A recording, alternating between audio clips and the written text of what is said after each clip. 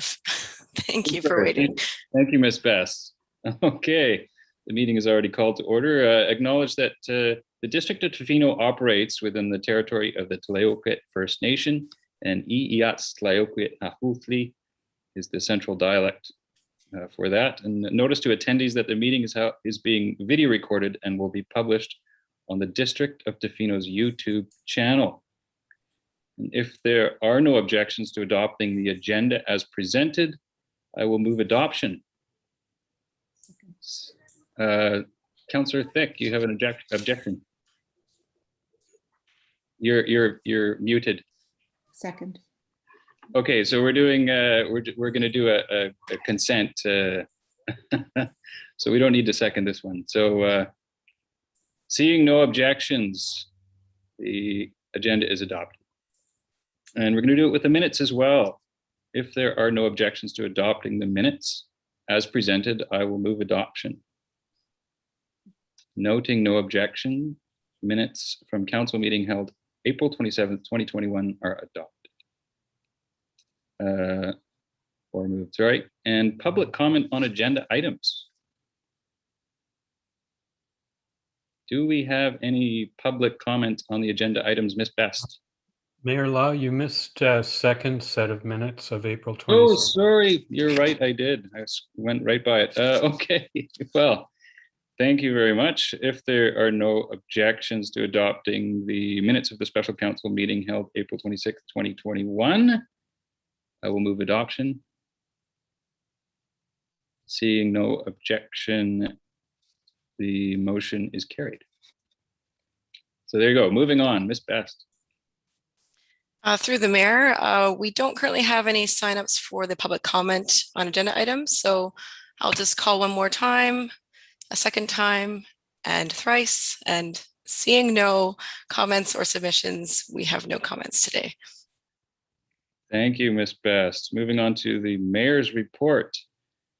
I participated in a regional roundtable with Minister Osborne and Minister Lisa Bear, and the topic was connectivity, Wi-Fi, and cell service. And Tofino, of course, has TELUS fiber, so we're doing very well with Wi-Fi. However, cell service is another matter.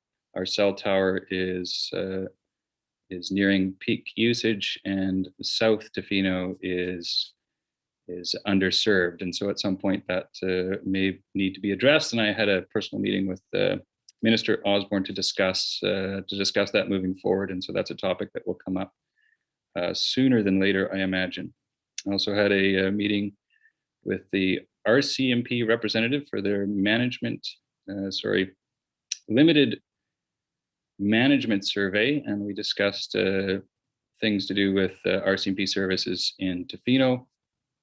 And we noted that the local RCMP detachment is staffed for 2,000 people, but as we know, serves many, many more, especially in the summer months. And so that's something that we hope will be addressed.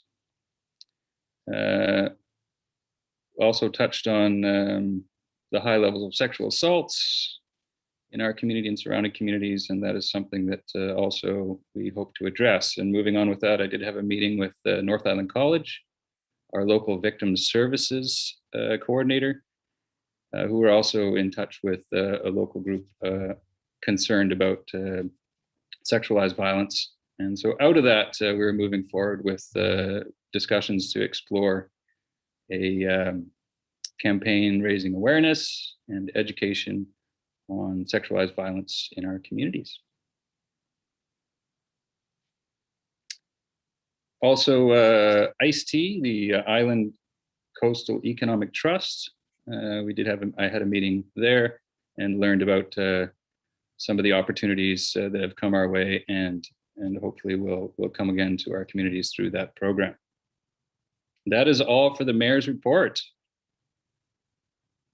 Delegations. I believe we have none. So we're moving on to correspondence. So if anybody, any councillors have something they'd like to bring up, I will just go through the list, and please raise your hand if you would like to speak to any of these correspondences. 7.1, City of Kamloops regarding a certified resolution in support for professional news media. And I believe this came up before and we did support this motion, or a motion very similar to this. 7.2, Peace River Regional District regarding a lack of funding for invasive plant management. 7.3, District of Clearwater regarding designation of invasive Asian clams as a prohibitive aquatic invasive species. 7.4, District of Clearwater regarding endorsement of the 988 Crisis Line Initiative. I believe we've also previously endorsed this initiative as well.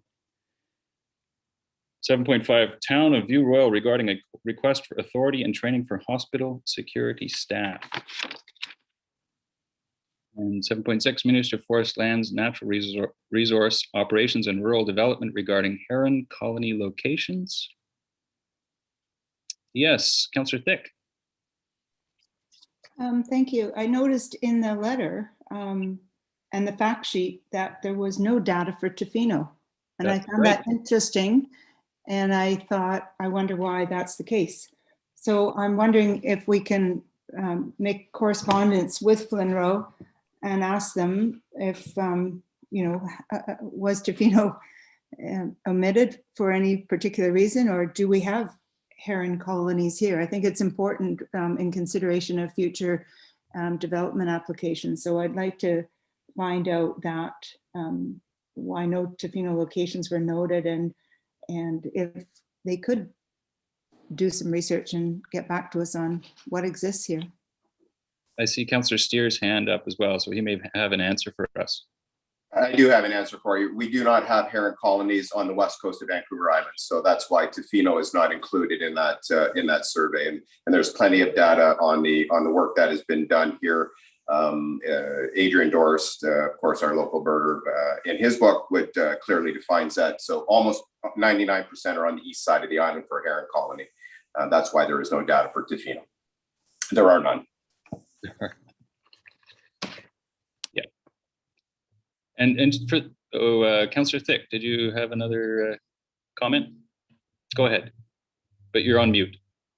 Councillor Steer, are you saying that there's heron nests here, but there's no colonies, or there's no nests and there's no colonies?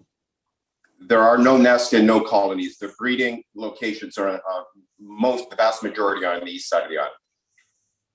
Okay, thank you. And just for a comment for those who are watching in the community, that these letters come directly to council and so are included on our agenda package.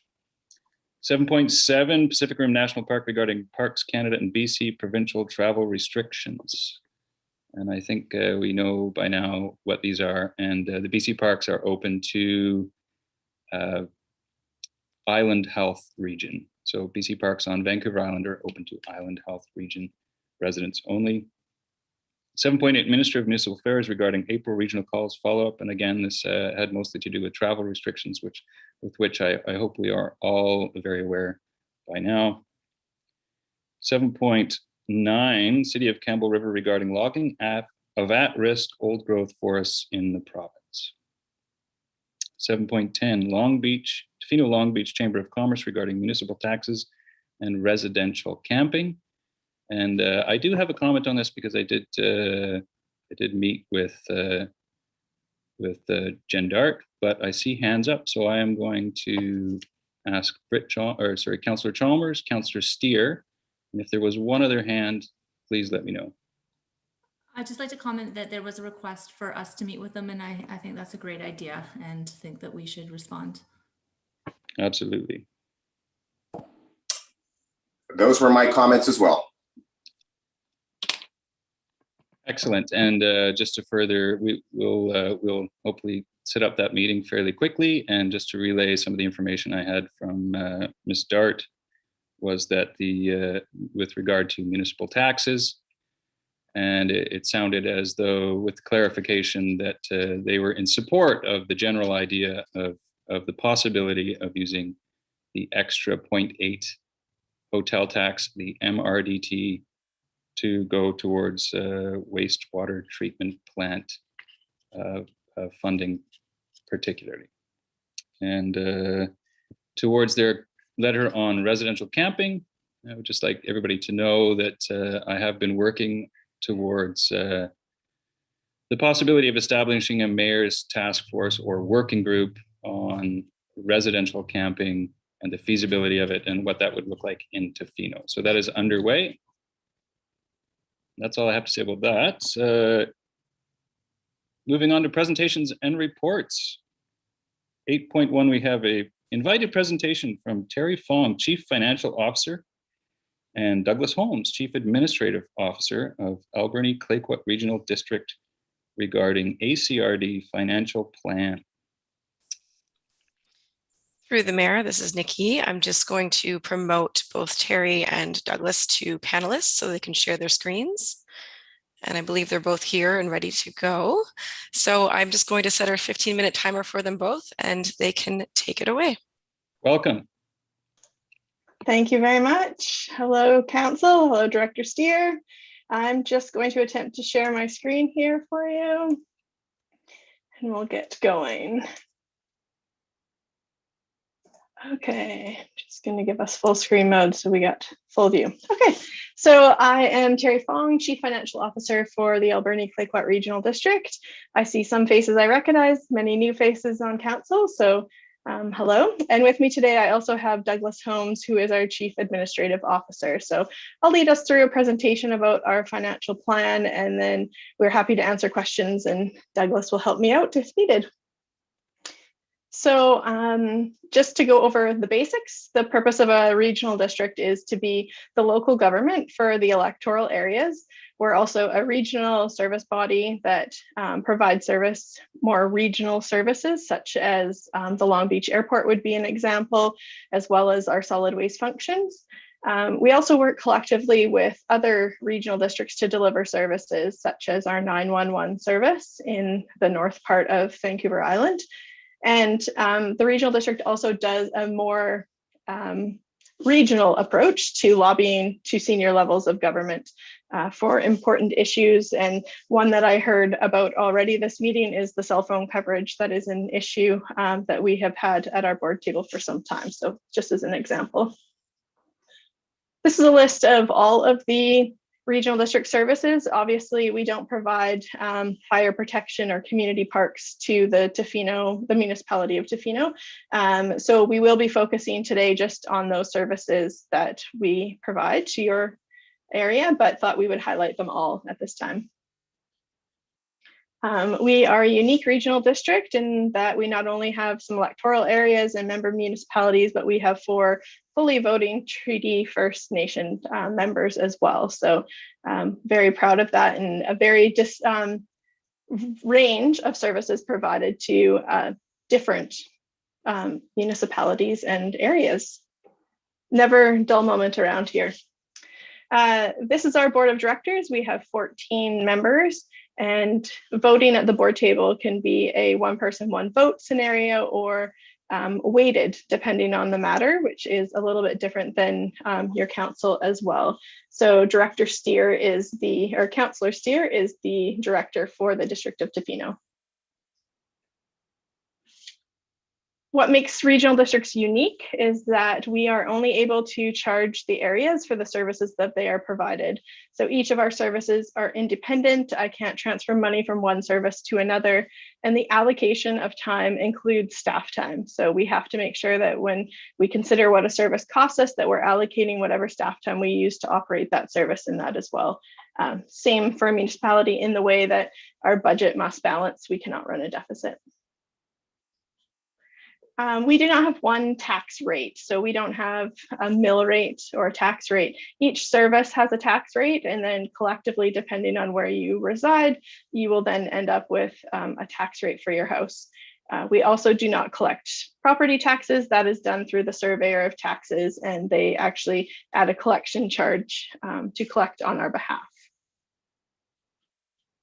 One other difference is that as the District of Tofino, you're able to set what your different rates for your different classes are. That ability is set through the province for us. So the ratios that are to be applied for residential versus industry are set for us. So today I'm mostly going to focus on the 2021 to 2025 financial plan that was adopted near the end of March. So 5-year plan, a plan for each service.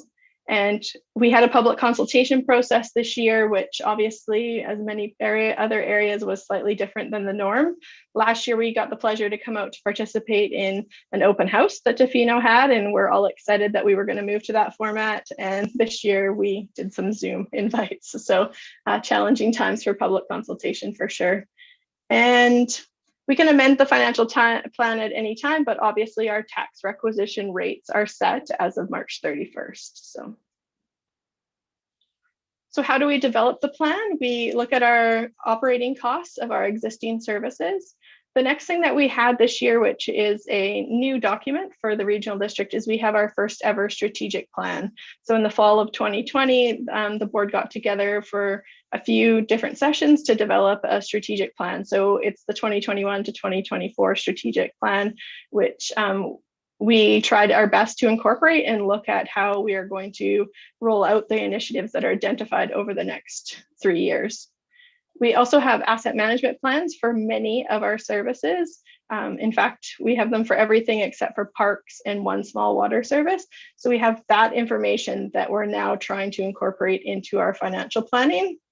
And the other large conversation that occurred this year, again, was the allocation of resources and staff time to properly support these initiatives and desired outcomes of the board, while also dealing with ever-changing needs and demands. And the largest example would obviously be the COVID pandemic that still seems to be changing by the day. We got some help from the provincial government in the fall of 2020 and a little bit more in the spring here of 2021. So we had $485,000 was our COVID restart grant funding. Some of that, or actually a good portion, $90,000 actually was allocated to the Long Beach Airport. It was one of our only services that we actually had lost revenue related to. And the other things were like the improvements, safety improvements and stuff that we needed to do for staff. We still have 166,000 of it that is to be determined, and we'll be presenting some ideas to the directors tomorrow. We have planned on resourcing up in order to help get these strategic initiatives going. So we have had a few positions. Some were expanded from a part-time to a full-time. Some were in place for a few years, but on a term basis and have now been permanent, and some are actually new ads. So we've been busy with our recruitments at this time. In terms of what services the District of Tofino participates in, it includes North Island 911. So this is actually administered by the Kamloops Valley Regional District at this time, and it's a corporation. The corporation has underwent some discussions this year regarding the apportionment method, and there were some concerns regarding the use of assessments only for allocating the costs among members. So starting in 2021, that apportionment method has actually been changed. So 50% of the cost of running this organization is based on population and 50% on land and improvements. So that did have a financial impact to our regional district. In terms of our general government services, this year, one of our focuses is going to be a records management assessment.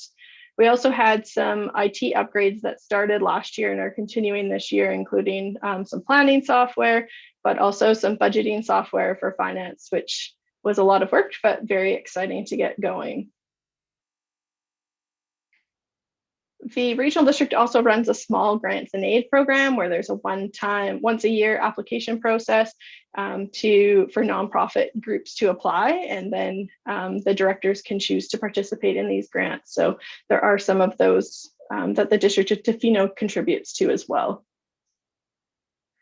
In terms of our regional park service, the West Coast Multi-Use Path, or the missing, I think it's just over a kilometer section on the Hewlett end of the trail, is definitely been a large focus for us. We have been unsuccessful in a couple of grant tries that we've made, but we're continuing to look for funding to try to fill that missing link.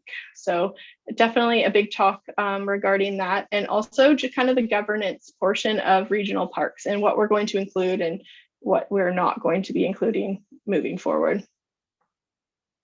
So planning, most of our planning is rural, but we do have some regional planning initiatives, especially in the agriculture area.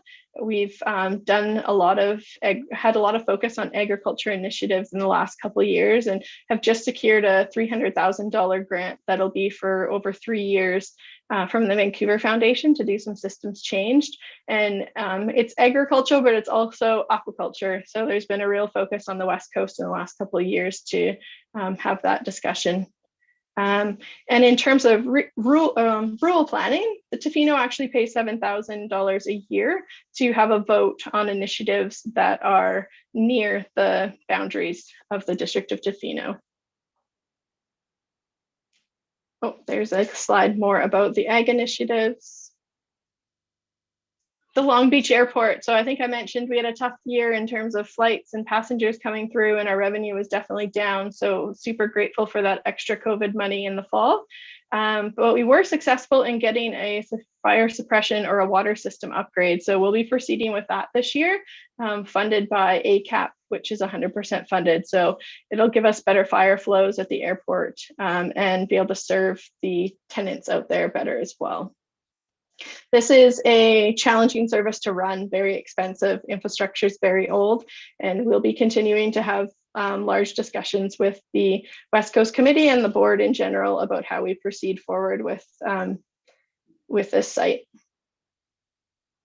Another initiative that had kind of been discussed pre-COVID, but is more had been talked about a lot during COVID times, was the coordination of emergency plans on the West Coast. So not to replace your planning in your own area, but making sure that everybody on the West Coast knows what each other's doing. Because reality is you guys are probably, if something went down, such as a wildfire, you're going to be separated from us. So just making sure that coordination is there. So that's a project that the board would like to pursue, and we're going to use some of that grant funding to do this year. West Coast Transit. I think everyone's aware of this new service that's going to be rolled out. The plan originally was for it to start this coming fall, but that's been delayed a year because of COVID. So we're just getting going on our route testing, bus stop planning, shelter construction with a plan of spring to summer 2022.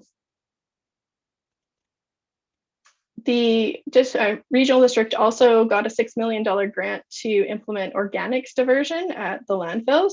So we're starting, phase 1 is actually the city of Port Alberni. So we're just rolling that out here, hopefully in September. And then phase 2 will be to look to the West Coast. So there has been some things start on the West Coast, such as the design and build of an organics processing facility at the West Coast landfill. But we won't be talking about actual curbside collection until late 2022.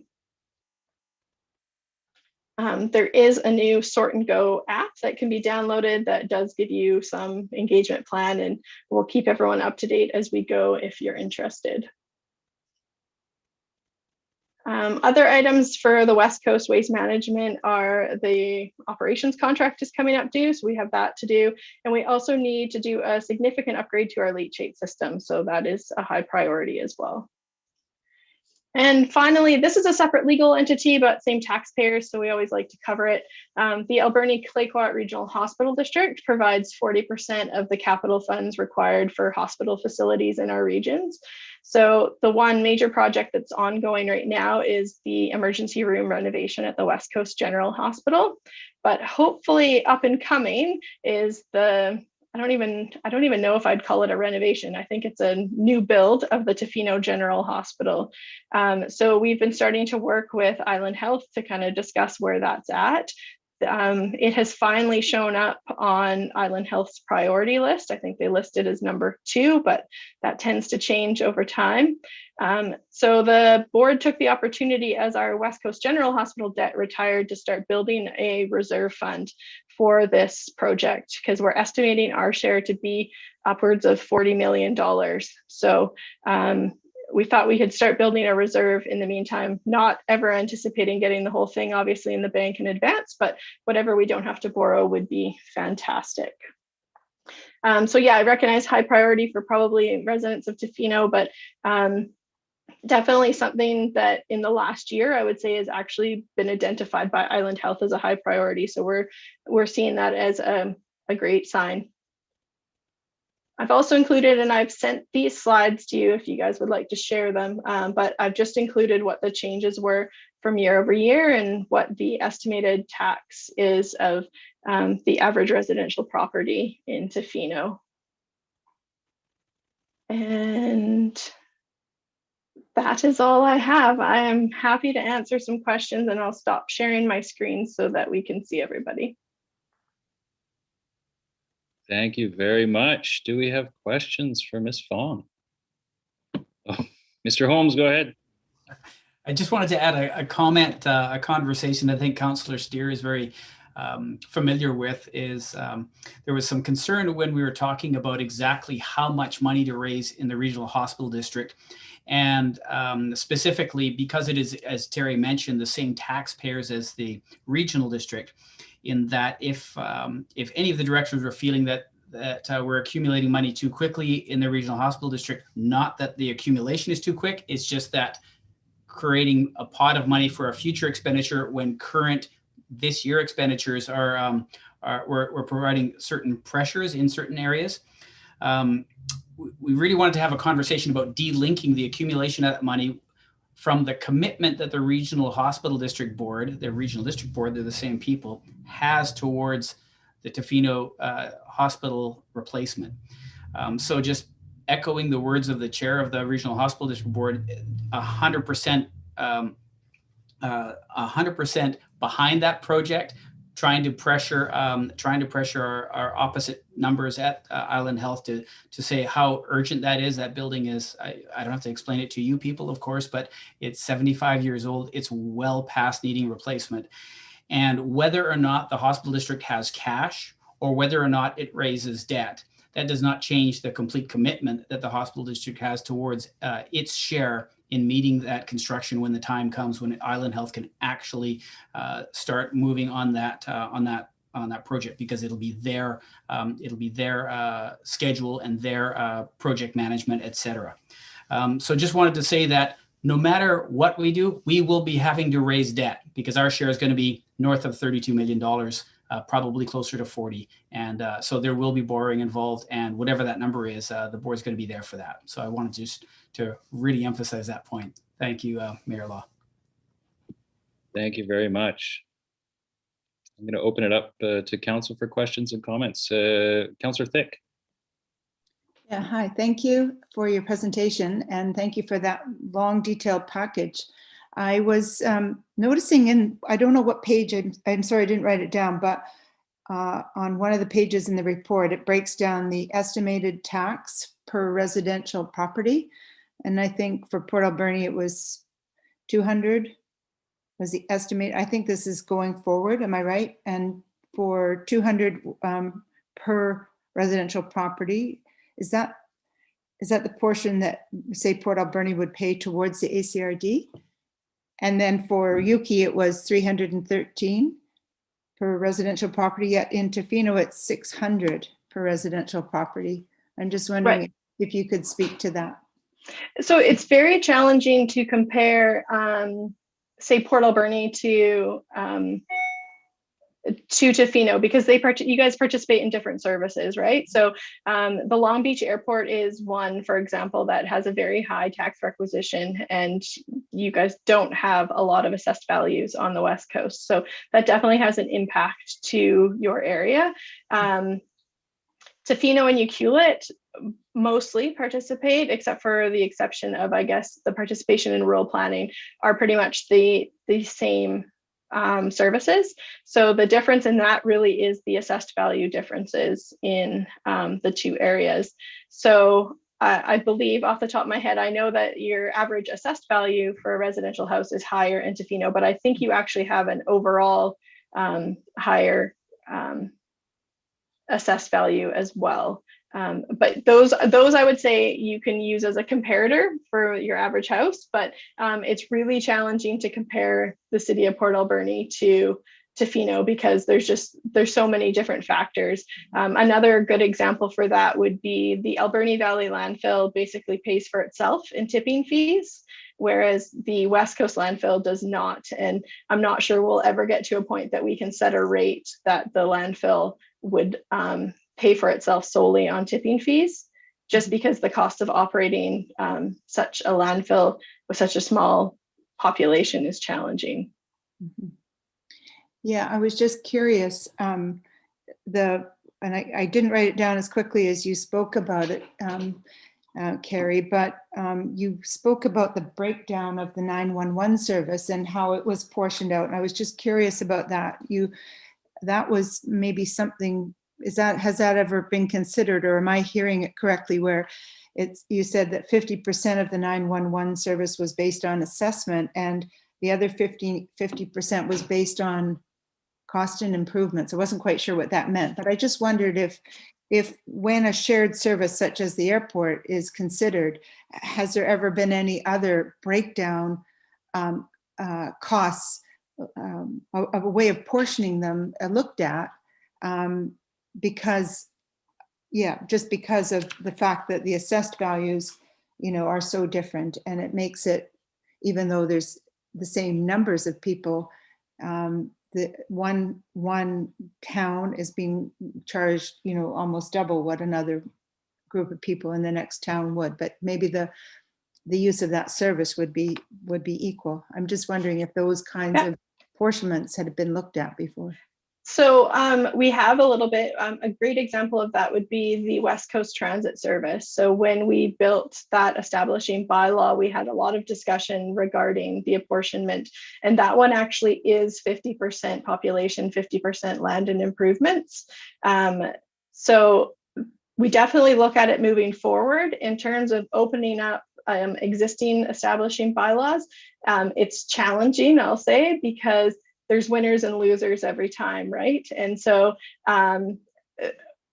it's not impossible. It's definitely not impossible, and we haven't had that discussion regarding the North Island 911, but their apportionment change actually did just occur like mid-March. So until their apportionment between our regional districts was changed, there really wasn't a basis for us to have that discussion about opening our own establishing bylaw that shows how it's apportioned amongst our participants. So that may be an upcoming discussion, but obviously the highly dense areas that have higher population then end up paying more, and you have to get those changes approved through an amending bylaw. So I don't know if Douglas wants to add any more to that part of it. What I would say is that if you have two communities that share in a service, if you pick a house of a particular value, so if you take a $700,000 house in Tofino and a $700,000 house in Ucluelet, they will typically write a check for the same amount in relation to that service in both communities.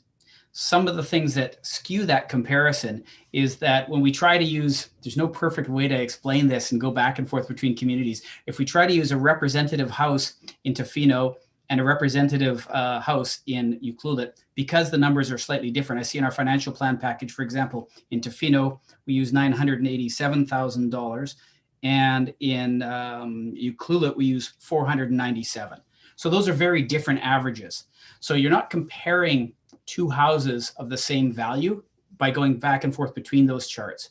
And in order to, if we used, say, a $500,000 house in every community, that would improve the comparability from one community to another.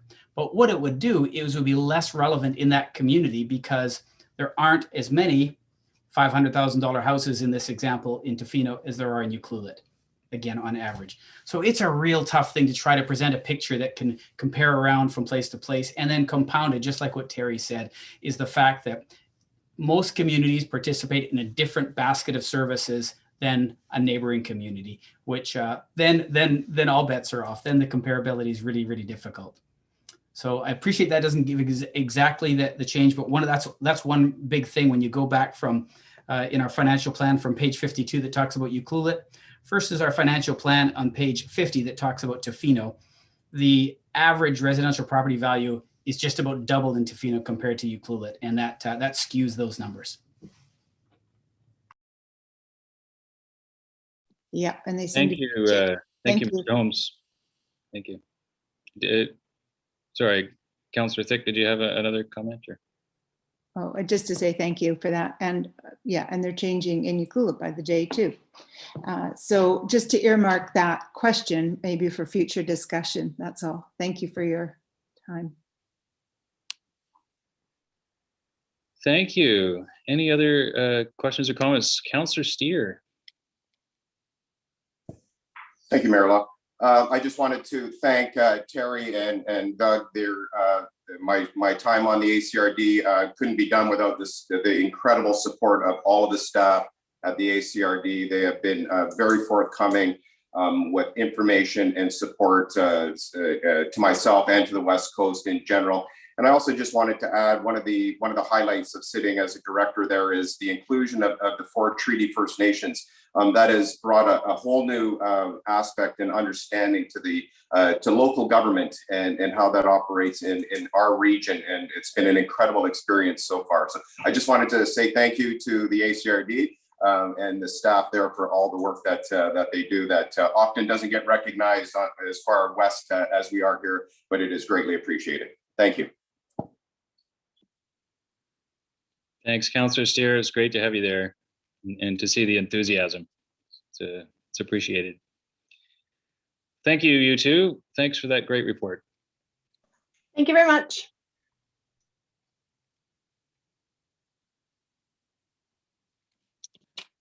Okay, we're going to move on to 8.2, Development Variance Permit for GRIP. And this is 1254 Pacific Rim Highway. And we have a report from Community Sustainability. Mr. Rogers. Good afternoon, Mayor and Council. I will just bring up my presentation.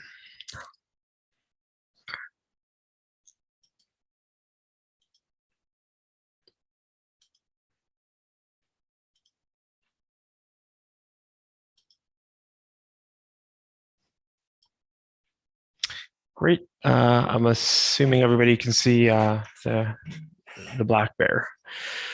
For my first report today, I'll be presenting on the development variance permit for 1254 Pacific Rim Highway. The variance is to vary the District of Tofino zoning bylaw 770 1997. The requested variance would reduce the minimum required front yard setback on the property from 12.2 meters to 5.2 meters, so a variance of 7 meters. The applicant has indicated that due to the existing covenants and the current layout of the property, citing the proposed caretaker cottage within the front yard setback is a preferred location for the structure on the property. Here we have an overview of the property. It's the property that's outlined in red, so Pacific Rim Highway next to Hotel Z. This is a sketch of the proposed variance. If this application were to be approved, the council staff would work with the applicant to require a formal survey, but this is the idea. This is not to scale. On balance, this is a variance that is supportable by staff. I won't read through the fairly long criteria list, but suffice to say that staff are recommending that the variance could be approved based on that criteria. There was a notification process on April 30th. We received one email by staff from a resident looking for information about the variance. Again, staff are recommending approval. The other options would be either to refuse the application or defer the application.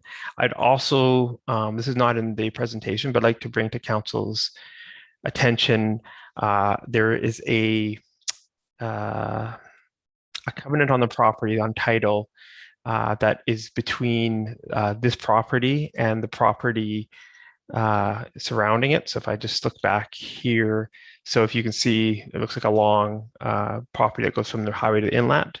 There is an agreement between these two properties that restricts the development of any other structures on that site. So while that's a covenant in place, it's between the two owners. It's similar to a building scheme. And so I wanted to note that for council's attention, but it is a matter that would have to be addressed between these two property owners. I believe the history of this covenant goes back to when the property was subdivided off from the parent property, and at that time, the owners of that property put this covenant on place to restrict future development. Again, something needs to be mentioned, but does not fall under our authority to enforce. And other than that, I have any questions or comments? Thank you. Okay, I'm going to open up to council. Please raise your hand and I'll put you on the list. I believe I have Councillor Steer, Councillor Anderson. Oh, sorry, that wasn't, you didn't have a question, Councillor Steer? Okay. Okay, Councillor Anderson and then Councillor Chalmers. Please go ahead, Councillor Anderson. Oh, yeah, my question was just, in one part of the report, you referred to caretaker's cottage, and another part referred to the structure as a garage. Was that a mistake, or it was formerly a garage? I'm not sure. As I understand it, it would be a caretaker cottage. It may have a garage as part of that plan. I haven't seen any detailed design of this yet, and I don't understand that we have that amount of detail yet from the applicant. So they're looking for a variance for this building and for a caretaker cottage. A caretaker cottage could include a garage as well. Thanks. Councillor Chalmers. Thanks. And I don't have a question for Aaron, but I just want to state, just for the public that may not be aware, that I'm no longer affiliated with the property next door, so I don't feel that I have a conflict with this, and that I am supportive of the recommendation. Thank you. Councillor Thick. Yeah, thank you. A question for Mr. Rogers, please. About the buffer, can you just explain, it's mentioned in the report, but where does it come from the OCP, and can you give us a little bit more background about the importance of the buffer and why we have that? Sure. So I'm not. What I'm going to do is I'm going to pull my presentation back up just so I can walk council through it using the pictures.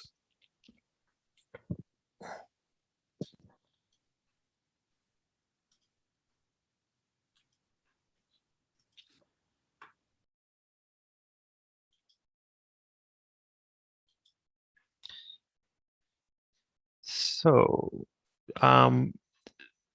probably this is the best photo the best picture to go over. So on this side, we have Campbell Street. Hotel Z is along here. And what this dotted line showing is our RA1 setback line. So for the rear yard, the side yards, and the front yards, and those would be the same for all properties that are zoned RA1. So it's a half-acre zoning. There is also, as part of the subdivision, there was a buffer placed along the back side of the property here on the east side, as well as along the north side. On some properties in Tofino, when they were subdivided, the Ministry of Transportation and the district have developed buffers along the highway. This didn't happen in this case. And so the only setback at this point to be dealing with in terms of this application is whether it's going to be within the setback that the District of Tofino is in control of. Does that help, Councillor Thick? Yeah, so the dotted lines are the setback, and is there an additional covenant in it, or does that include the covenant that you spoke about in your presentation? The covenant is not shown here. If council would like, I can spend 30 seconds here and pull up a view of that. Yeah, I think it would be helpful because not many properties have an extra covenant on them. Okay, thank you. Just give me 30 seconds here and I'll have it for you.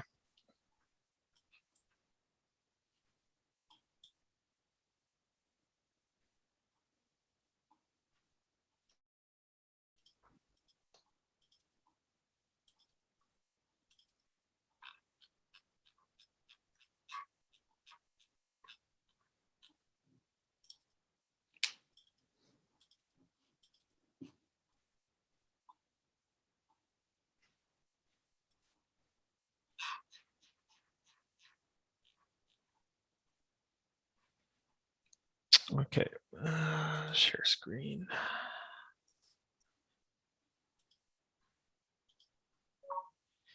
So this is a graphic that shows the covenant area. So again, not the setback lines. You can see they sort of line up with the setback lines, but this is the actual covenants, the vegetation removal covenants, and it goes again alongside the west side of, the east side of the property, and then down the north side towards the highway. There's also an easement, easement here for BC Hydro and TELUS. Right, and then the covenant that restricts any future development, is it not on the property itself? Or I don't quite understand the difference between a covenant between the former owner and the current owner, and is that not something that's on title? Yeah, definitely it's on title, and it's an agreement between the two property owners. It won't have a map designation because it's not about something being located on the property, but it's an agreement that was developed between the property owners at the time, or the people that subdivided the property at the time, with any future owner of that property. And one last question is, currently as I understand, I don't know if this is relevant to the application, but the current use is as a short-term rental? Yes, I understand that the property currently has a 3-bedroom short-term rental license. And is there a caretaker suite that is on the property for the purposes of the short-term rental?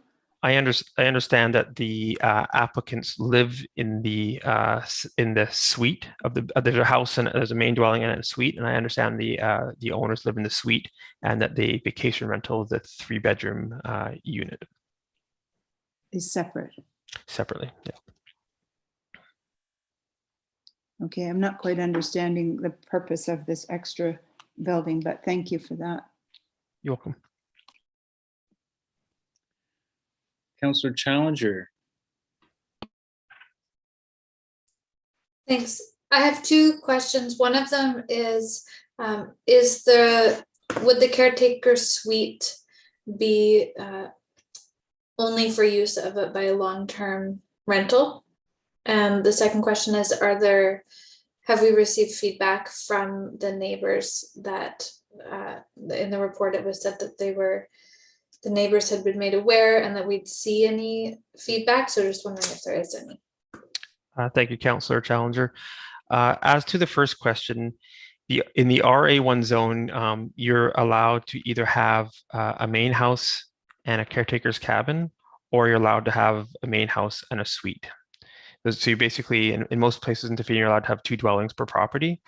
Under our vacation rental rules, under the RA1 zone, you could have a long-term resident or owner live in one of those dwellings. And if you decided a short-term rental, you could have someone short-term rental the other dwelling. And you don't have to do that. Obviously, you could have yourself in a long-term residence or 2 long-term residents. But likely, in this case, it's our assumption that the caretaker cabin is being built to be a vacation rental, and that would supersede the suite. So we would understand that the suite would then be that in conversation with the building inspector, the suite would be decommissioned, and we would be left with, I believe, a 5-bedroom house, which would be the main house, and a caretaker cabin. What happens in terms of rentals is the way that our bylaws are set up is that would mean that the caretaker cabin would have to be the rental, and the 5-bedroom house would have to be long-term. Again, somebody could decide to do it long-term, both, but the option is definitely there, and that use is currently existing on property. As to your second question, again, we received I think one call back from the applicant, and it was more about information, I believe, about process and about the vegetation covenants. And our planner answered those questions, and that's the only feedback we received. Thank you. That's great. You're welcome. So just to be clear, there was none of the neighboring properties within the allocated requirement area of 60 meters wrote in? I believe one contacted our planner. Just the applicant themselves? No, a neighbor contacted the planner and asked about some information, but did not write in. So in many instances, sometimes we'll receive phone calls, sometimes we'll receive text, sometimes we'll receive a written submission. In this case, we didn't receive a written submission. A lot of time with variances, sometimes local residents want to understand what's happening, and then after a conversation, decline to offer any more or ask any more questions. And so that's how I understand it to be. Thank you. I do have one more question pertaining to the aerial view, the aerial photo with the red outline of the property. It looks like to me that there's a significant vegetation buffer outside of the property line between the multi-use path and the property line itself. Is that the case? Let me just take a quick look at that. Yes, it appears that this is a photo from 2016. So in 2016 on this day and this time, there was a forest buffer there. I believe that's still there, but I can't confirm, but that area is within the Ministry of Transportation right of way. Thank you, Mr. Rogers. Any further questions from council? I have the sense that council is generally in favor. Can you go around maybe we should just take a temperature of everybody. If you could go around and say if you're in favor or not, then we will call the question accordingly. Let's start with Councillor Anderson, and Councillor Thick, Councillor Steer, Councillor Chalmers, and Councillor Challenger. I think it's supportable based on staff report. Councillor Thick? Yeah, I'm definitely not in support of this application. I think that the buffer is there for a very good reason. I think there's aesthetics and privacy on both sides, and I think in particular, as I drove into the property yesterday to look at it, and as I drove down the street, I just saw this beautiful sort of row of green, and I think that if we begin to destroy those buffers, it's going to set a precedent. I think that rural acreage is something that we need to hold on to. We need to defend that zoning, and I, for one, would like to see those public viewscapes and protected. And I also, from hearing what was said earlier about the covenant of the I guess the covenant of the treed zone, and this covenant that restricts future development. When I visited the property, I felt that this was not something that was a hardship. I felt it was something that was convenient. And I also investigated the current use of the property. And I don't particularly feel with 130 units of water, or I don't know how many we have today or tomorrow, but if we're down to 20 or 30, I don't feel that this is the use that I want to put my last few units of water in. And so I don't support it. I think it's a variance of convenience. There's room on the property, I believe, to do what the owner wants to do, and they can do it. It's just, it's probably not as nice for the owners to put such a building close to the building that they currently have. So I don't support this application in its current form. Thank you, Councillor Thick. Councillor Steer, I was going around to in a the way I have it on my screen. I'll support the recommendation as written in the report. Councillor Chalmers, go ahead. I was just had a question for Mr. Rogers, following up from Councillor Thick's question. From my understanding from the report is they don't need to remove any trees in order to do that, which wouldn't minimize the buffer, or did I read that wrong? They may need to remove trees yet. The proposal is for the building to occur in an already cleared area, but we don't have confirmation of the actual building site or what trees may be close there. And my experience with building is trees get removed close to buildings, so I can't confirm that any more trees would not be removed. I do know the applicants have stated that they would prefer to build it in the already cleared area.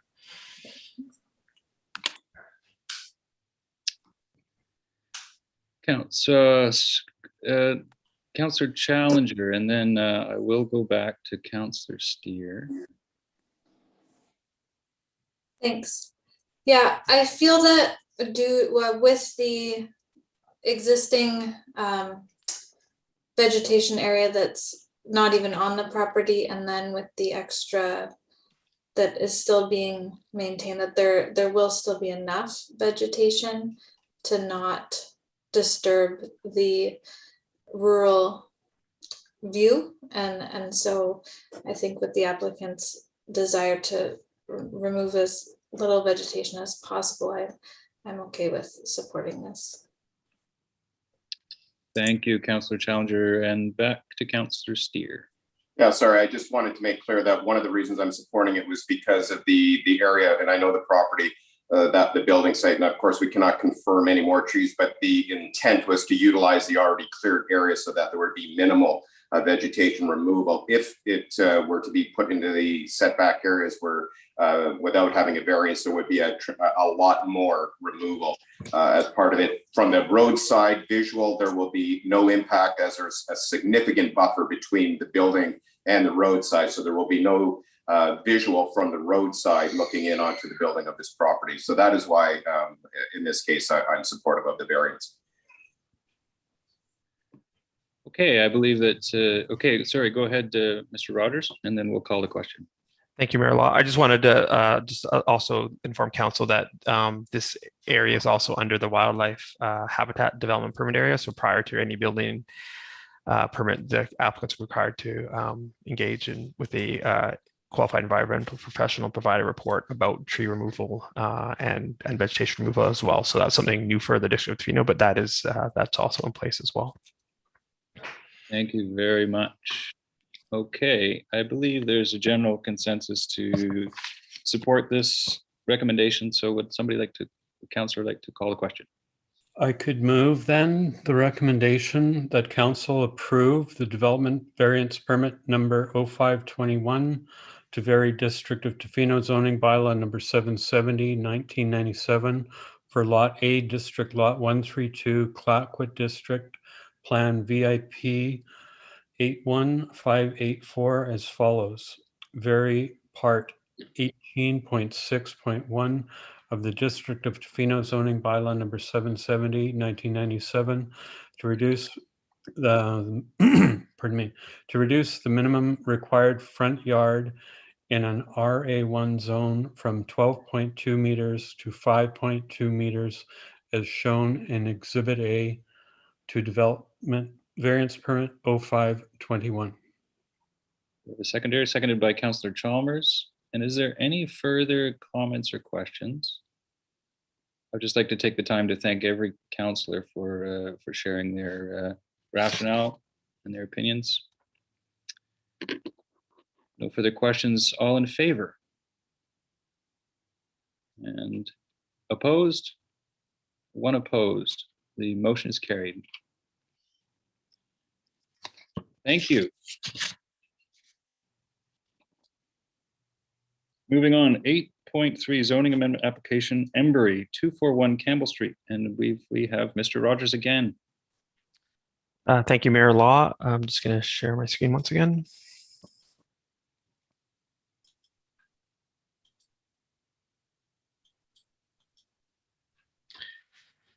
Okay, for this presentation, we're going to be discussing a zoning amendment for 3010. That's a incorrect address, 301 Campbell Street. My apologies. Actually, it may not be 301 Campbell Street. It's for the end of Campbell Street. I will get council the address before the end of this report. The application was received on February 4th, 2021. The report is a permission to proceed report intended to introduce the proposal.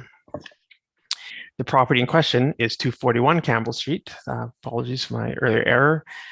It's the lot on the end of Campbell Street surrounded by blue adjacent to the Duffin Cove Resort. This amendment would facilitate the development of 3 additional long-term rental housing units and a commercial space adjacent to Campbell Street. There is an existing house on the property that is proposed to be retained. We have a fairly basic sketch here. Again, at permission to proceed report, we're just sort of testing out the idea to see if it has council willing to see it move forward to first reading. And so this graphic shows us at the front a small commercial space intended to be a takeout coffee shop. And then there would be 3 additional residential units towards the rear of the property, backing onto the lane adjacent that runs parallel to Campbell Street. And you can see those highlighted in yellow. Our vision I'm not going to read through all our vision to action, but our vision to action document supports this application. It's also well supported in the new official community plan. It's the core approaches and general policy sections have provided a significant amount of support. On a high level, we're intending to prioritize affordable housing, but also support for commercial mixed-use developments that don't use a lot of water, especially in the downtown area. The policy supporting the restriction of short-term rentals will be relevant to this application. But on balance, this application meets many of the housing, economic development, transportation, and infrastructure goals and policies within the OCP. In the OCP, it's designated as village, and this specific designation supports future development focused on expansion of commercial services and retail, offices and workspace, and high-density residential housing. There will be 2 development permit areas that impact the property. One is the Campbell Street Development Permit Area, which is primarily deals with design and is a development permit that goes in front of council. And the second is a steep slopes development approval, which actually won't affect the rezoning or the building permit. Our steep slopes DPA is intended to develop to deal with subdivision only. However, for this property, as with most properties in Tofino, there will most likely be a geotechnical assessment required by the building inspector at time of building permit. And again, prior to any development, we would need to issue that Campbell Street DPA as a district. And again, that comes in front of council. The project lines up quite well with the downtown vitalization plan from 2009-2010, providing additional density and commercial opportunity. I should also mention, and as we're talking about the vitalization plan, that obviously the district has some plans in mind for that area too, and that any future development would want to be aligned with that work as well. Affordable housing needs assessment. We have the following gaps that have relevance to the proposed development: lower to moderate priced permanent year-round rental accommodation, including larger units suitable for households with children, affordable rental accommodation from appropriate facilities for seasonal employees. Staff would recommend that as part of this process, that a housing agreement be developed and discussed with the applicant. if the application should proceed. The Tofino multimodal transportation plan identifies issues with current infrastructure and connectivity related primarily to non-vehicular transport. Again, that would do with multi-use paths or sidewalks. And at this location, the sidewalk does not reach that far. So if we were to get through the rezoning process as part of works services agreement for a building permit, we'd be looking at discussions about sidewalks and parking. Again, as I said earlier, this is the area slated for upgrade soon, and we'll continue to explore how the application will interface with that design if the application proceeds. Currently, the property is zoned 2-family residential district, or R2, which allows for single family and duplex homes, and there's a single family currently on the lot. The new CD zone would allow the land to be developed as proposed by the plan provided. Changes to obviously to the density of the lot, the setbacks would be incorporated to new zone. And staff would recommend at the time removing any short-term rental bed and breakfast permissions through this amendment process. Just going over our land use considerations in a bit more succinct form. Form and character will be working with the Campbell Street development permit area.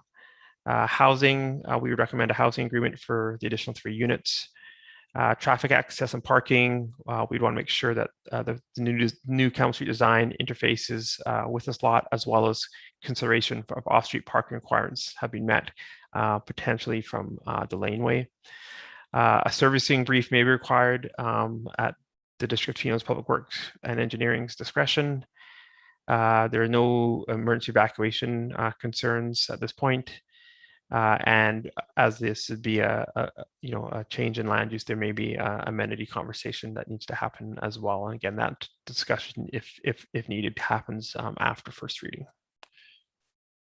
So today we have a number of options in front of council for their consideration. We have granting the permission to proceed with this application, reject or refuse it, defer or otherwise deal with the application, and staff are recommending that we move through permission to proceed and on to first reading.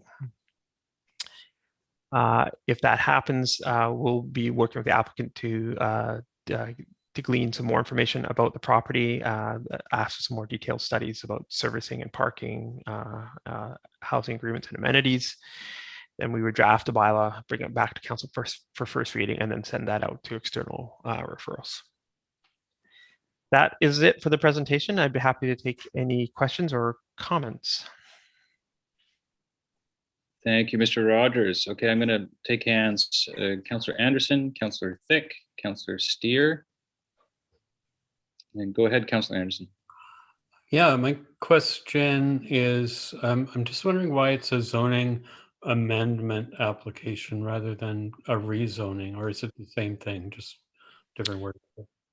Yes, good question, Councillor Anderson. It's there are the same thing. For the last, I would say, a couple of years, we've been moving more to zoning amendment rather than rezoning. But you can use the words interchangeably. Okay, thanks. And just my comment, I think it's kind of an interesting proposal. I would actually like to see even more density for housing created, but this is the application we have. Thanks. Thank you. Councillor Thick. Yeah, thank you. When we talk about going from an R2 to a CD zone, and there's this 100 square foot spot that the applicant is recommending, or be a commercial space, what does that mean in the future? If a CD zone is granted, then what could happen? Could the 100 square foot become a 2,500 square foot building for commercial space, or what are we allowing to happen if we were to change or amend the zoning to CD? Thank you. Another great question. So what we would propose to do in this case would be to define quite clearly what uses are being asked for. And so this is an approach that we've used in the past for a lot of the downtown zonings, where we've actually within the zoning bylaw included maps showing the area that can be used for certain uses, and as well as assigning, a maximum square foot. So in this case, if the applicant is asking for this, we would, the discussion and probably the bylaw council would see would look something like commercial uses permitted up to, whatever the 100 square feet for retail uses in this location, and that would be very specific to it, and rather than a more a blanket like approach where you would say you could have all these types of uses on the property. So as the applicant is asking for something quite specific, we could craft a quite specific zone for the applicant. I think for maybe council's information, the property where Rubio is located, that has something very similar, but that property can't be developed any further until such time as unless they go through another rezoning process. The gateway units are also identified that way for the live workspaces. In the places that we didn't do that, so the prime example is the Cedar Corner building that had a blanket use, and that those residential units went from residential to commercial to accommodate that, fully within the rights of that landowner to do so, and that's what happened. So since that time, for this type of application, we'd be pretty specific about what they were asking for. Right. So what I'm hearing you say is that there would be a finite amount of square foot that would be granted for the purposes of commercial within this zone. That would be our approach. Once confirm it once it got to council with the first reading of that bylaw, but that would be that's where we would start for sure. And the other question I had was in regards to parking and setbacks. So how, with this little sketch that we, it's pretty hard to tell what the proponent is wanting to do exactly, but I mean, with all due respect, there is Stuffin Cove adjacent, but on the other two sides, it's residential from what I understand. So how are the setbacks protected in this proposal? And two, as we just learned from the parking discussion that we had a week or two ago, that I understood that we were going to try very hard to make sure that the parking that we allowed to happen on a lot actually was the number of spots were contained on a lot. So how might we be assured that the setbacks would be honored, and also that if there's the potential of, I think you said 4 long-term spots, that means 4 parking spots with all this area given to accommodation, but it's only on 0.25 of an acre. It seems a rather big stretch to me. So maybe a comment about setbacks and parking. Definitely. So as the other aspects of this project, so the use, how much commercial space, how many residential setbacks and parking are also part of that zoning conversation. And so we're at a point now where the applicant, has this idea, but they haven't probably spent a lot of time or money getting into the details yet, because these things get quite expensive. And this is the permission to proceed is a process whereby, an applicant come by and make sure that this is something that council has a general approval of, and then the details start getting worked out between now and first reading. And so how in the way that council can be assured that this is something that is appropriate here will be to look at that first zoning, the first iteration of that bylaw at first reading. And so to look at it and say, okay, this is where the parking is defined, the setbacks are defined, the use and the density and the rest. So I think hopefully that answers the question, but it'll be councils will be looking at this and looking at exactly at these things at first reading if we get that far.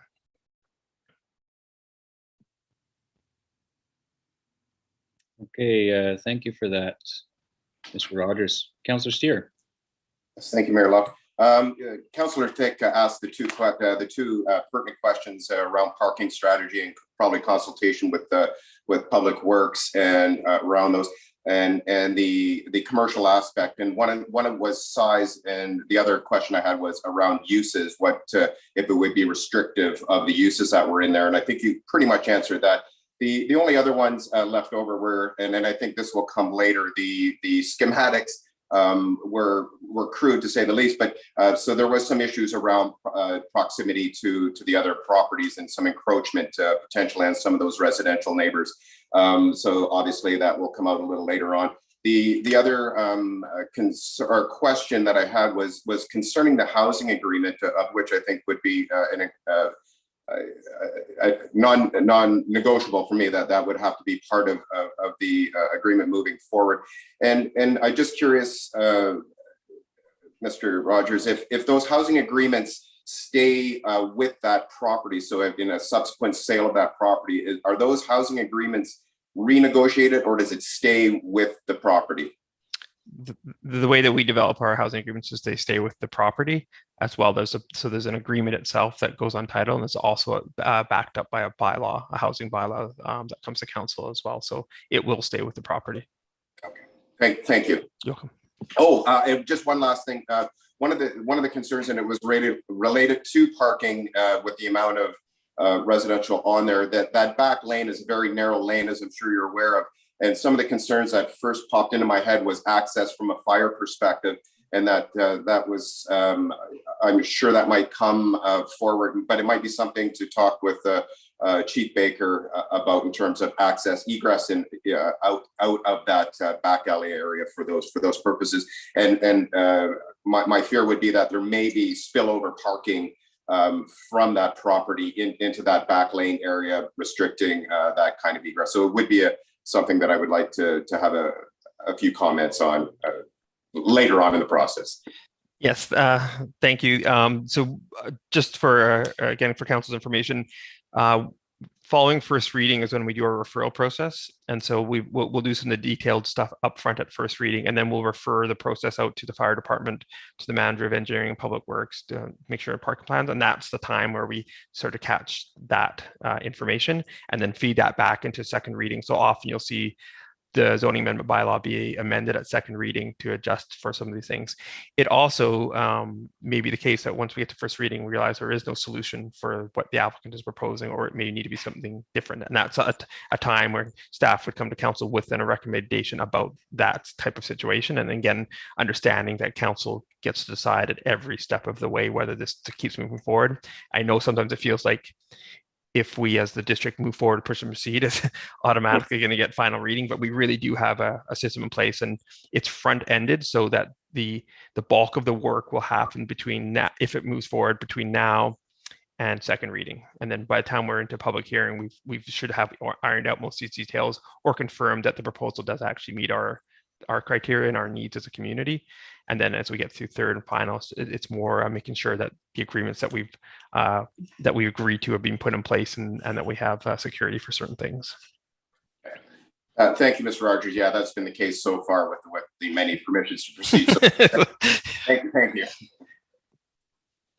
Thank you, Councillor Steer. Now I saw two hands, but I was concentrating on Mr. Rogers. So I believe we have Councillor Challenger and Councillor Chalmers in that order. Is that okay? Okay, thank you. Go ahead, Councillor Challenger. Thanks. So thanks for asking those great questions, other councillors. It was really helpful in hearing that information. And we did receive one written response from a neighbor, or at least I did. So I think everyone did, but it did also have similar questions to what was asked around parking. So yeah, I'm glad to hear that those details will be ironed out. But one of the questions or concerns about that was specifically in relation to it being the opportunity for there to be a commercial business and a short-term rental, and then several residential units. And in the report, there was a recommendation from staff for the short-term rental to be ceased if this were to move forward. And my question there is there guidelines or criteria around that for this type of zoning, or are there other examples like that in town that I couldn't think of anywhere that had all of those different things on one property? And is that something like how are those guidelines or criteria laid out, or how would that decision be made? A lot of questions. I guess I guess the best way to look at this is one way, an analogy is this is like a horizontal version of a multifamily building. So in a sense, a lot of times you'll walk into the downtown core and you'll have the bottom floor will be commercial and the middle floor will be residential, and then maybe there's vacation rentals on top or a hotel or something like that. So that's kind of like conceptually, it's just a different layout of the same type of uses. We're looking at it a different way, like maybe a more to Tofino scale way. The short-term rental permissions can be removed through this, and the 2021 OCP allows us to have that conversation because we have language in there about that being our lowest priority of use. And so if someone is coming and looking to change a land use, they're asking the District of Tofino for some permissions, and so we can discuss about the overall use of that, not just about that. So that is something that if the council is interested in pursuing, staff would definitely continue to raise that with the applicant about whether that specific use on the property is appropriate to continue into the future, or whether it's not. In terms, I think that was the questions. If in terms of, and I guess in general, yeah, as this is a comprehensive development zone, we have a fairly broad range of what we can and what we could do, and what the applicant's interested in doing. So at this point between now and first reading, we start to have that negotiation. That's how the zone will come together. So again, yes, we can have something with these types of uses on here, just laid out a little bit different than we're familiar with. And then my one comment I have is I didn't receive, and I'm not sure if our planner did, but I didn't receive any letters. So I don't know if someone could forward that to Bob or Mr. McPherson or Ms. Best and have that forwarded on to staff. We haven't been soliciting any feedback yet, but so I'm not aware of that question. Parking definitely though is something we'll look at very closely. Thanks. Yeah, and I think that I really like the ideas that bring this more into alignment with the OCP, and there a lot of the requests do. And so, yeah, I'd be interested to see both the housing agreement as well as conversation around changing the uses that are already existing. So thanks, Mr. Rogers. Thank you. And I'll find that letter and forward it on.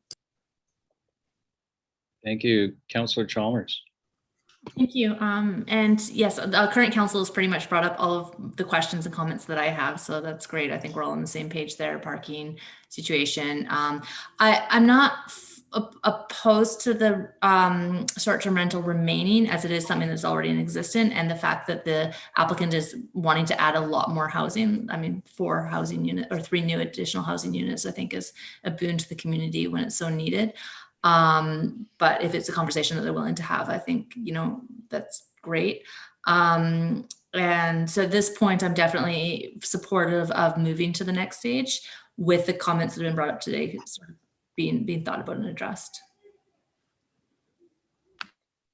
Thank you, Councillor Chalmers. And I would, so I'm going to just say a little bit here, and then we can go around one more time. And I'm actually going to ask councillors to answer a couple questions for Mr. Rogers and for the applicant's benefit. So I would like to say that I am generally in favor of this. I also am in favor of attempting to remove the short-term rental portion. I think that is one overarching goal, is to increase residential and decrease short-term rentals if we can. And here's a good chance where we can swap those out. The applicant may agree. And also the housing agreement, my only one comment is that if we do ask the applicant, or if that is a motion as in the report, to remove the short-term rental, then I'm wondering about possibly relaxing the housing agreement on 1 or 2 or a portion of the increased residential units. I just know that building things and rezoning or zoning amendments can be very costly, and I know it's got to be economically viable, and I'm just thinking about that. So with those 2 comments for Mr. Rogers and for the applicant, I would like to get maybe a comment from each councillor I know we've already spoke about parking and setbacks. I think that's been very clear. But on the recommendations that came in the report of the short-term rental removal and the housing agreement, and I believe some of you already spoke on the housing agreement, and I think this is just for the benefit of both Mr. Rogers, our planning department, and the applicant. Does that make sense? Before we call the question. So, Councillor Anderson, I believe you had your hand up. Yeah, I'm generally in support of it. Because it aligns with the OCP goals and our vision, long-term vision goals, especially around housing. I encourage the conversation about removing the short-term rental use. I don't think my final decision will be contingent on that necessarily. It depends on what we see come forward. It's really very, very early to be commenting in any detail on the proposal. So those are just some general comments that I have right now. I'm glad to see any increase in housing, especially smaller units that I think are in quite high demand with our transient workforce in Tofino, and also that increases the affordability of units to make them smaller. I hope the applicant understands that we don't really have maybe a working definition for tiny home, and what they might consider a tiny home to be might be different than what the building code allows the District of Tofino to do. So I hope that's not problematic going forward. But I'm in general support of proceeding, and I'll reserve further comments till we get more details. Thanks. Thank you, Councillor Anderson. So is it okay if I just go one quick round here, very, very brief before we call the question? So Councillor Thick, Councillor Steer, Councillor Chalmers, and Councillor Challenger. Yeah, thank you. I'm a reticent yes. I think that as you said, Mayor Law, the short-term rental for me is as I said in the last application, I think we really need to slow this down, and we can't keep mixing all these uses. I'm really interested to hear what the neighbors have to say. That's that to me is the real showstopper. I think that a dead end lane without adequate parking, when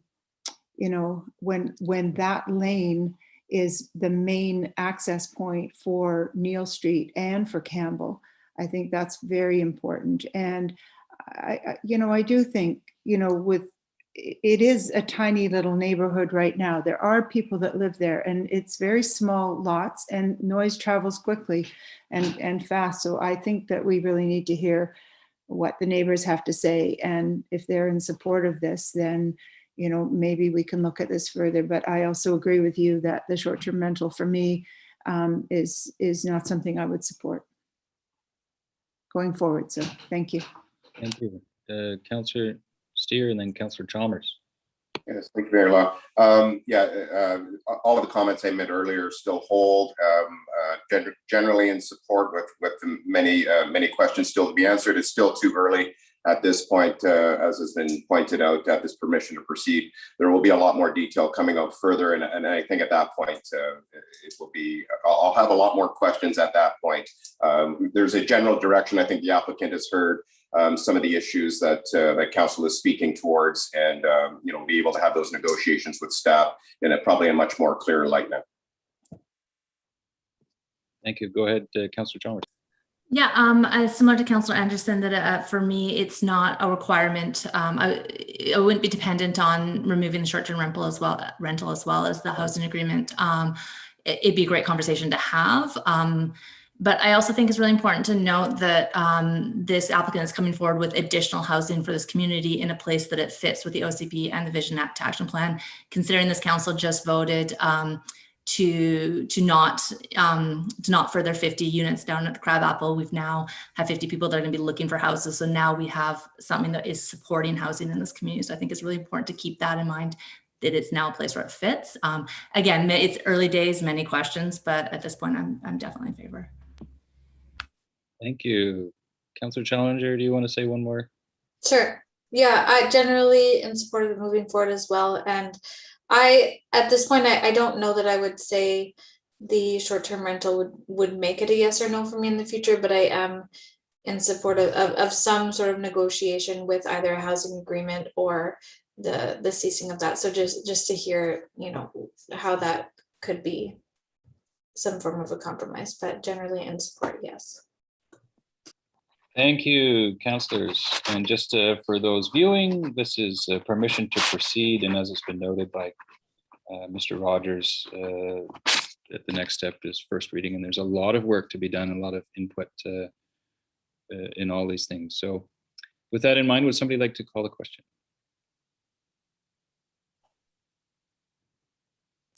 Sure, I'll go ahead. So go ahead. I will move that the zoning amendment application, Embry 241 Campbell Street, that staff proceed with further review of the zoning amendment application for 241 Campbell Street. Seconded by Councillor Chalmers. Any further discussion? All in favor? I see none opposed. Motion's carried. Thank you. We have 8.4 deputy corporate. Okay, actually, sorry. I'm going to request a 2-minute recess. So if there is no objection to adjourning calling a 2-minute recess, I will call one. Seeing no opposition, we will meet back in 2 minutes.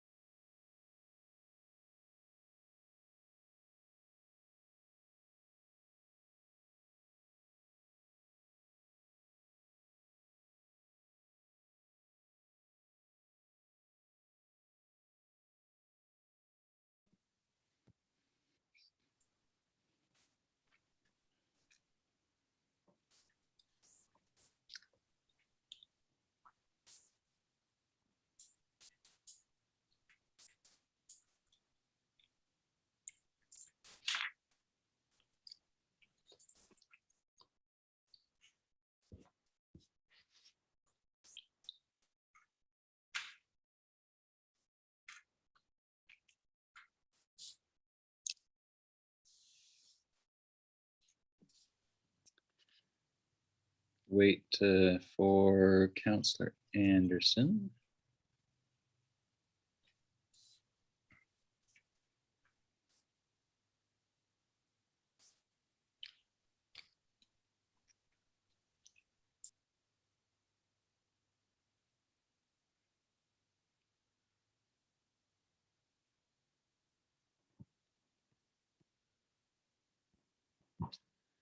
All right, I believe we're all present virtually. Okay, we have 8.4, Deputy Corporate Officer Appointment. We have a verbal report from Miss Best. Through the mayor, thank you, everyone. My name's Nikki. I'm happy to be here, and I'm acting as the Deputy Corporate Officer in this absence of Elise Gocher-Bergman, who is on maternity leave. And so this is just a formality. Section 148 of the Community Charter requires a resolution by council to appoint me as the Deputy Corporate Officer so I may perform the duties therein. Thank you. Councillor Tla-o-qui-aht. Yeah. Sorry, I thought you said You put your Challenger. hand up. I thought you said Councillor Challenger, sorry. I'll move that Nikki Best be appointed as Deputy Corporate Officer for the District of Tofino to act in the stead of the Corporate Officer with all the same powers, duties, and functions as established by Section 148 of the Community Charter for the duration of her employment contract with the District of Tofino.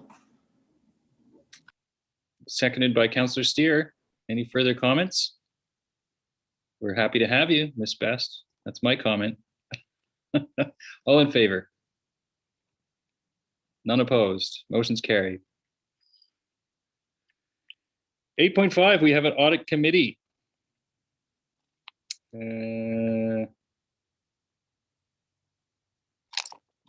somebody like to move? Yes, Councillor Steer. I'll move that the council approve the 2020 audited financial statements for the District of Tofino. I believe we have to, that the minutes of the audit committee meeting be held April 28th. Got it, yeah. I'll move that. Then the minutes of the audit committee meeting held April 28th, 2021 be received. And seconded by Councillor Chalmers. Any comments? All in favor? And none opposed. Minutes are adopted. Now I will move that council. Now I will read that council approve the 2020 audited financial statements for the District of Tofino. And seconded by Councillor Chalmers. Do we have any more comments or questions on this at all? We have anybody to question here, but it was very Councillor Anderson. I'm the chair of that committee, so I'll make just one quick comment. This is the one meeting that the audit committee has annually. We have a presentation from the auditors, and we receive the report, have a look at it, and make this recommendation to council. So for new councillors or those unfamiliar with the giant task that the audit committee has every year, that about summarizes it. I do have another comment is for those who are watching or listening that this is a very valuable document to read. And I encourage people to do that. It's a good snapshot of our financial state. With no further ado, all in favor? None opposed, motion is carried. 8.6, Volunteer Recognition Committee. I'll move that the minutes of the Volunteer Recognition Committee meeting held May 3rd, 2021 be received. Seconded by Councillor Anderson. Any comments? All in favor? Motion's carried.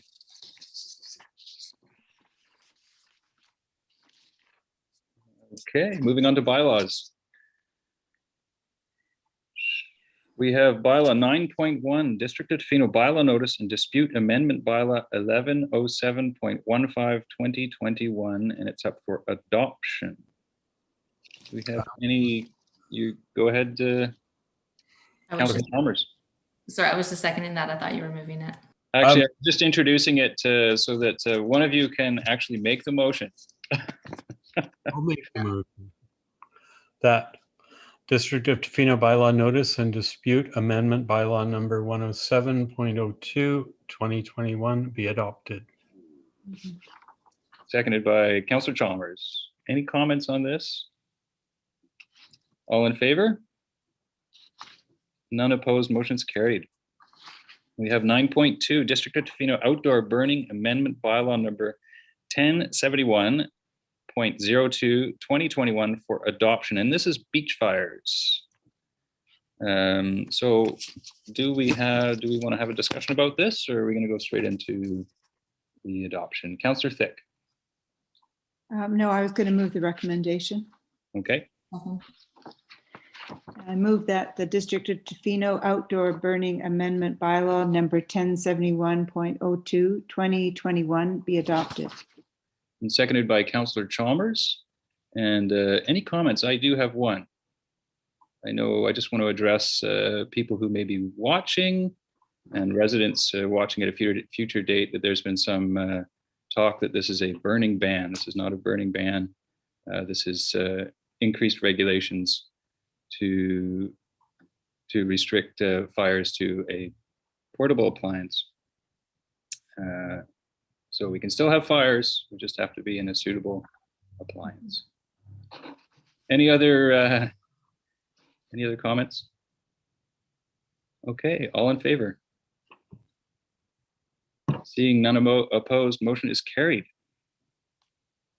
9.3 District of Tofino Housing Agreement bylaw number 1310-2021 for adoption. It's a Surf Grove Campground housing agreement. I'll move that the District of Tofino Housing Agreement bylaw number 1310-2021 be adopted. Seconded by Councillor Chalmers. Any further comments? All in favor? Seeing none opposed, motion's carried. 9.4 District of Tofino Zoning Amendment bylaw number 1307, 2021 for third reading and adoption. This is temporary patios, and this is brought up by the district and council to assist local restaurants during COVID to increase their ability to serve in patios. Would somebody like to move this? I'll move that the District of Tofino zoning amendment bylaw number 1307, 2021 be read a third time and adopted. Second. Seconded by Councillor Anderson. Any further comments? All in favor? Seeing none opposed, motion's carried. We have business initiated by council members. We have committee and external appointments. We have a verbal report from Councillor Steer regarding Harbor Authority and ACRD. So I've been waiting for this whole time. Well, I know the excitement just was mounting till we got here. I won't go over the ACRD. Mr. Holmes and Mrs. Fong clearly went over. Just one thing to add that came up at the last meeting. It was interesting. We had a presentation by the Ministry of Transportation and Infrastructure, Stefan Yancey, who's the operations manager for Central Vancouver Island. He talked about a breadth of things, but pertaining to Tofino specifically, you may have noticed the pedestrian activated crosswalk at Chesterman Beach is to be completed by mid-May. So I'm going to be giving him a call in a couple of days. And he also talked about, I had asked specifically about a speed reduction many years ago in conjunction with that pedestrian walkway. And he, at the time it was denied that as basically from Maltby Road into South Chesterman where that crosswalk will be. He was very happy to announce that they are re-examining that process and that they will be coming out with a report, probably with a recommendation to reduce that speed zone from Maltby Road coming in. And then also that they're in active discussions with Mr. Works at Public Works and Infrastructure regarding the safety along the highway corridor adjacent to probably from Maltby Road and the Cox Bay area where we know that there's some issues around parking on that infrastructure. So those conversations are alive and well. It was an excellent presentation that was brought forward. And I thought it would be great to, because there was a lot of conversation around the work between here at Port Alberni and et cetera, that an invitation at some point to Mr. Yancey might be appropriate to fill in counsel on the work that's being done in the region on our roads and infrastructure. So that's it for the ACRD update. Harbor Authority, the excitement never ends. Our AGM is scheduled for this Saturday, May 15th. Unfortunately, you won't be able to eat the delectable bribery that we have for you to come out to that AGM. It will be Zoom this year. Moving forward, we will be electing some new directors to the board. We also hired the Harbor Authority hired a new wharfinger, Mr. Adam Dushwitz. And once again, we're finding the major issue for hiring staff at the Harbor Authority has been the lack of housing. And it's been brought up once again. Not only the most recently hired harbor manager has lost his full-time place of residence, but also the difficulty in finding accommodation for our wharfinger position for a year-round position that pays above our living wage in Tofino. So once again, it just brought up the issue, the critical issue of housing in our community for long-term residents with full-time employment. That is it for Harbor Authority. I can't wait to see everybody there on Saturday. We'll be eating virtual food and drinking virtual drinks. 10.2, notice of motion from Councillor Steer regarding expedient and resourced implementation of old growth strategic review. Councillor Steer, would you like to speak to this? Yeah, I think the notice of motion in and of itself and the letter that proposing for council to endorse speaks clearly to the intent of the motion.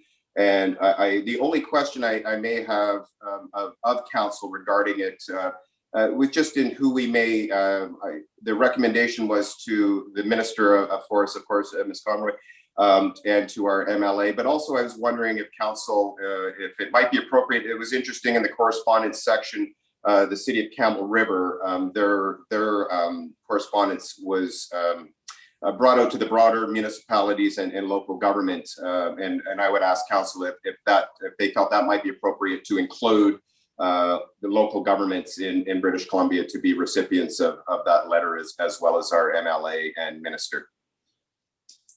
And if there's any questions, I'm more than happy to answer.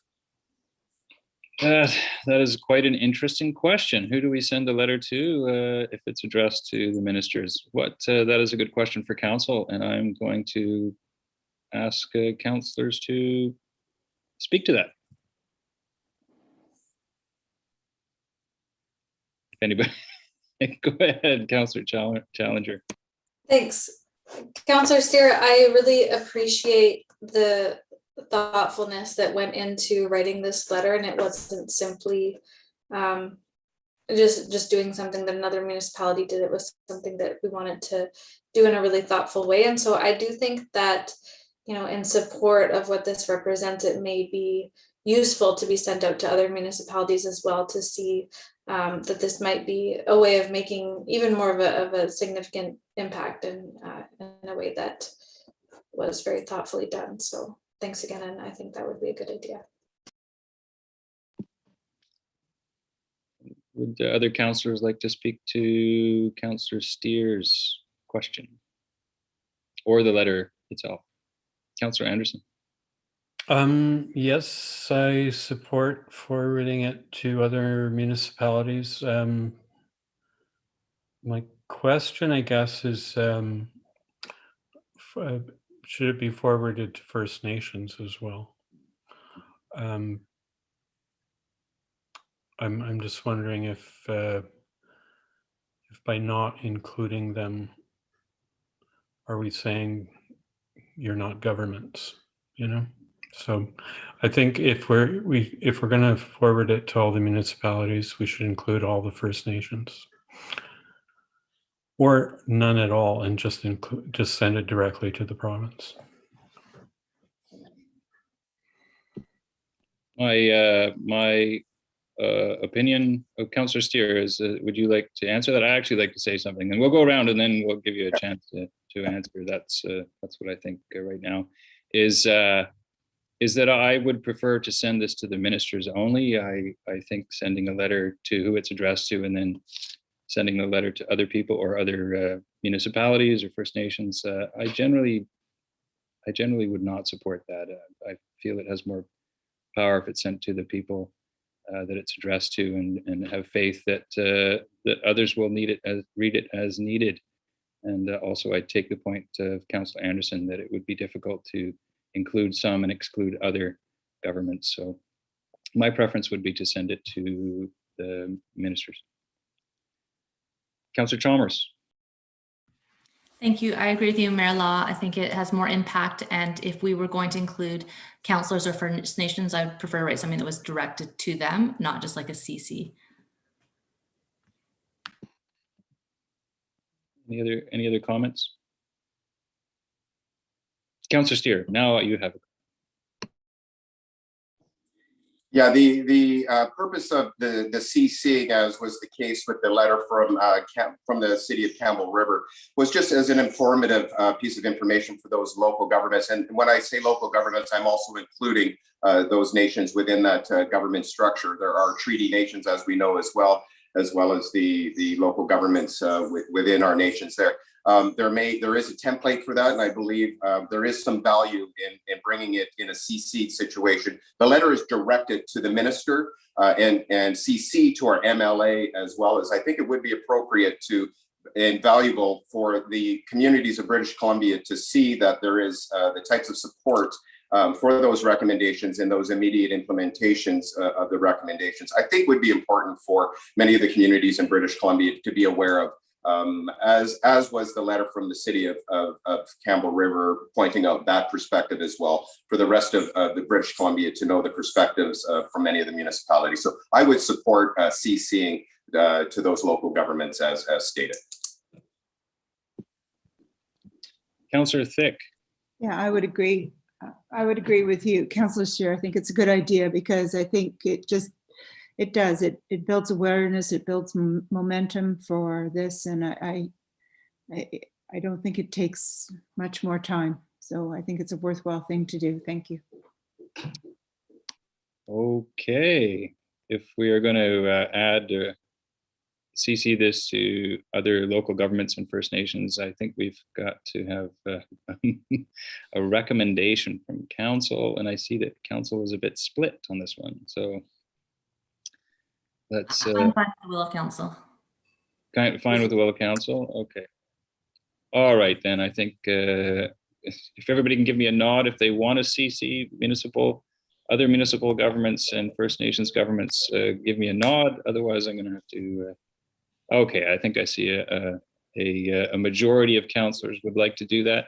So that is what we will do. Ms. Best or Mr. McPherson? Just for clarification, are you looking to send it to all, whatever it is, 151 local governments in the province or Vancouver Island? What's council's pleasure here? Through the mayor, may I add as well, when you send correspondence to those local governments, there is protocol for all of them to respond back to us. So we will be getting an influx of responses as well as starting a chain of communication. So just so we're aware of what that entails, but we can articulate in this resolution, if you may, specific regional districts or specific people. And you are welcome as council, if it's gone public, this letter to the minister's office, ministry, to forward at your own prerogative, this letter to other organizations. You don't have to do the CCing as well. Just some options for council. So to be clear, Ms. Best, CCing all municipalities will require them to, or offer them the chance of responding to us as a council. Through the mayor, every municipality has a different protocol for receiving correspondence and CCing. Yours puts some correspondence right directly on your council agenda, some do not, and some require responses to be written back to us as a municipality. So it will trigger a chain of communication and actions. Councillor Chalmers, do you have? Thank you, Ms. Best.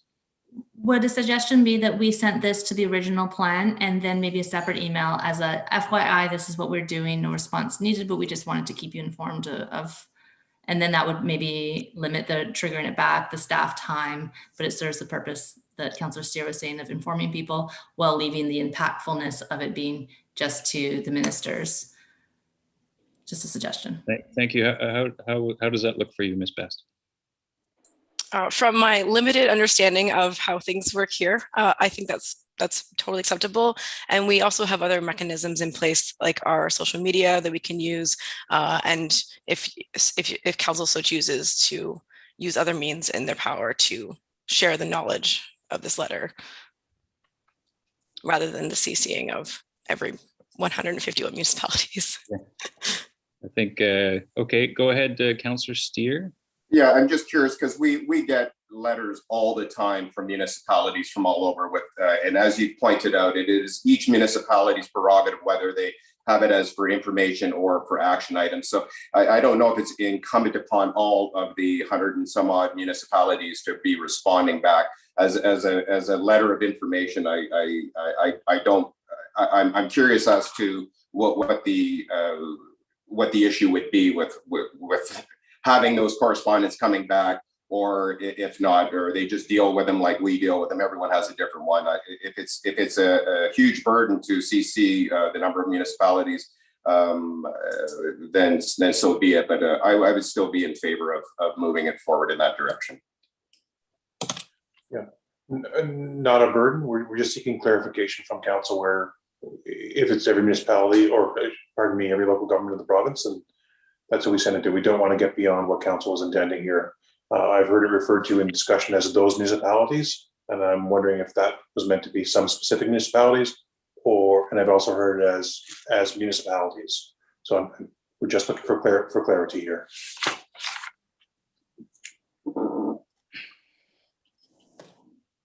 Well, seeing this new information, how would council like to proceed? CC all the municipalities in the province? Councillor Anderson? Yeah, that's the language is important. How we decide. If we say local governments, that includes regional districts. If we say local governments, that includes probably maybe not all First Nations, but maybe ones that participate in regional districts. So yeah, I think the question about where to send it, it sort of has dropped on us without any background. So it's not that I don't want to send it, but it's nice to be a little bit more informed when we're making these decisions.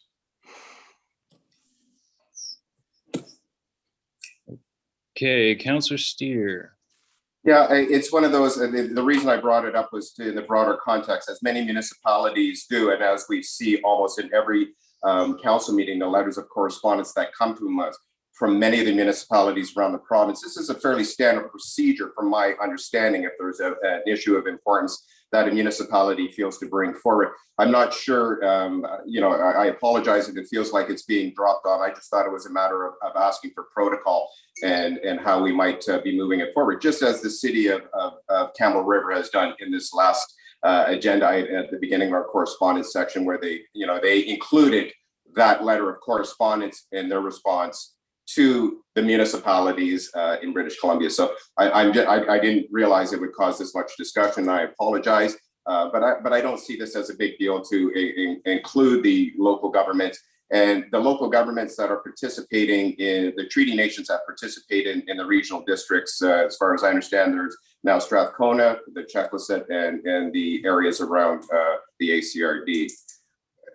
That's my comment. Okay, well then I think what I'll do is I think we're generally in agreement, I think across the board, to CC local governments, which will include First Nations. If that is correct, everybody give me the yes, and if it's not correct, we're gonna have to do this. Correct? 1, 2, thumbs up. Okay. Mr. McPherson, Ms. Best, we're going to recommend generally that this be CC'd to local governments across BC. Would you like me to read the recommendation, and would Ms. Best, would I need to include in there that that final amendment? My general way is to wing it, but I'll add it on to the very end here, see how I go. That the District of Tofino Council send a letter titled Support for the Expedient and Natural Resource Implementation of Old Growth Strategic Review to the Ministry of Forest, Lands, Natural Resources, Operations and Rural Development and MLA Josie Osborne and the local governments of British Columbia. Seconded by Councillor Anderson. Comments, and I believe, was that to CC the, this is directed to the, just want to make sure that our motion is clear. Send the letter. Okay, yeah, okay, send it. Okay, it makes sense to me. Just reading it through again. CC to local governments. Okay, any further comments? Councillor Steer, you have one. Yeah, I just wanted to really thank Ms. Goucher-Bergman for her assistance on this, and for Ms. Streetley and Ms. Maureen Fraser for bringing this forward initially and in those consultation process with them to bring this motion forward. I do think it's important, as it is a major paradigm shift in the way we manage forests in British Columbia. This hasn't happened in, well, since we've been managing forests in British Columbia. So this is an important statement to be making at this time and place. Thank you so much. I do have one more comment before we take a vote, and that is that this letter will be coming from the mayor, and I am very honored to sign it on the district's behalf. So thank you for your work on this, Councillor Steer. All in favor? Seeing none opposed, motion's carried. I don't think we have any unfinished business, and we have question period. Has anybody signed up for question period, Ms. Best? Through the mayor, no people have signed up for question and answer period. So I will call one more time, call a second time, and calling thrice, and we have no signups. Super. Then we are going to move to the closed session. Do I have somebody recommend that motion? Councillor Thick? Oh, you got Councillor Chalmers, you had your mute on. Go ahead. Councillor Thick.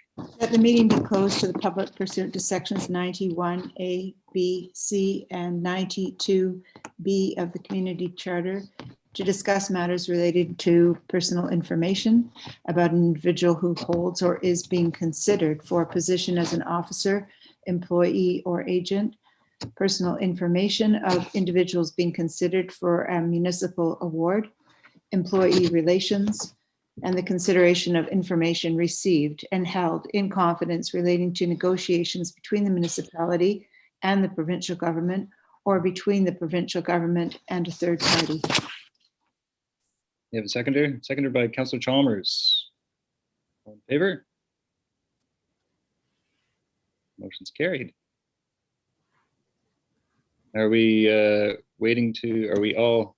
I'm just gonna, through the mayor, sorry, I'm just gonna close the meeting from the public and stop broadcasting. Just one moment here. My first go at this. Great.